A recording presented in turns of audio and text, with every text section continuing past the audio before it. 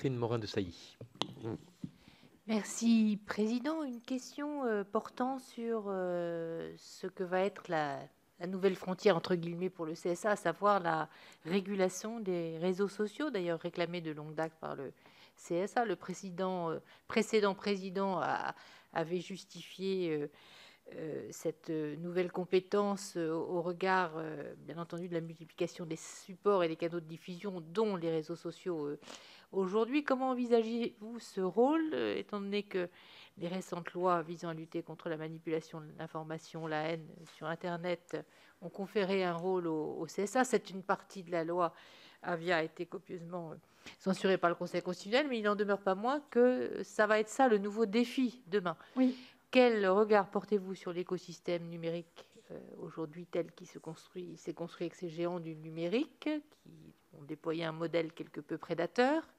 Que pensez-vous de l'introduction de la publicité ciblée? Nous parlons beaucoup de publicité ciblée à France Télévisions demain. Voilà, quelles en sont les limites? Pouvez-vous nous en dire un petit peu plus sur votre vision? Partagez-vous la vision de ceux qui pensent que il faut aider finalement les plateformes à s'autoréguler et qu'on peut coopérer ainsi à la régulation ensemble des réseaux sociaux? Alors sur la première partie de réponse, donc, on a en effet la loi Avia qui permet au CSA donc, de faire un signalement au procureur en cas de constat. Et puis on a ce paquet DSA qui s'annonce, donc le projet de règlement européen qui est également, dont le périmètre est élargi aux réseaux sociaux. Donc encore une fois, le commissaire Breton disant il n'y a pas, c'est la fin du Far West sur le web, et qui concerne donc la déontologie des contenus, encore une fois, avec aussi cette lutte contre la haine en ligne ou l'incitation à la haine. Alors comment je vois la chose de façon, je pense que c'est très stimulant de se dire que enfin, c'est une nouvelle, c'est l'annonce d'une nouvelle époque, mais je ne suis pas spécialement, je n'opterai pas pour le tout autorégulation. C'est-à-dire que je fais une confiance un peu limitée aussi aux acteurs, et je pense qu'ils s'autoréguleront de façon d'autant plus efficace que par ailleurs, il peut y avoir des mécanismes de sanctions qui soient mis en place.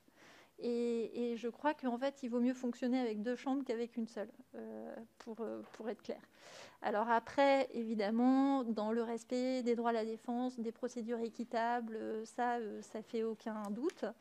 Et d'ailleurs, le projet de règlement DSA prévoit, si je ne m'abuse, donc des sanctions qui peuvent aller jusqu'à 6% du chiffre d'affaires mondial des entreprises concernées.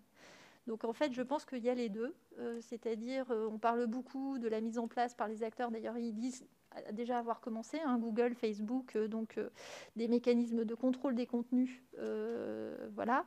Mais je pense que les deux marcheront mieux ensemble. Sur la publicité ciblée, et notamment la publicité à France Télévisions, je pense que le système qui a été adopté par décret l'année dernière est plutôt le bon, c'est-à-dire qu'une publicité ciblée, c'est vraiment une publicité qui vous cible entièrement. C'est donc des régies qui connaissent absolument tout votre profil, là où vous habitez, bien sûr, votre famille, bien sûr, votre âge, votre sexe, vos préférences commerciales, votre niveau d'éducation. Enfin, c'est assez effrayant. Et là, ce qui a été mis en place pour les acteurs de l'audiovisuel, c'est plutôt une publicité segmentée où, par exemple, les annonceurs, on ne peut pas mettre dans les publicités le lieu exact des annonceurs de façon à donc rétablir ou en tout cas maintenir les équilibres avec la PQR notamment. Parce que donc, dans les médias, il y a vraiment la conscience des grands équilibres qui ne doit pas non plus être complètement perturbée. Et donc l'idée, je pense, du décret, c'est de permettre aux acteurs audiovisuels d'avoir une réponse publicitaire qui soit différente certes des acteurs numériques, mais qui ne subissent pas les effets d'une régulation complètement asymétrique, sans non plus trop fragiliser la PQR.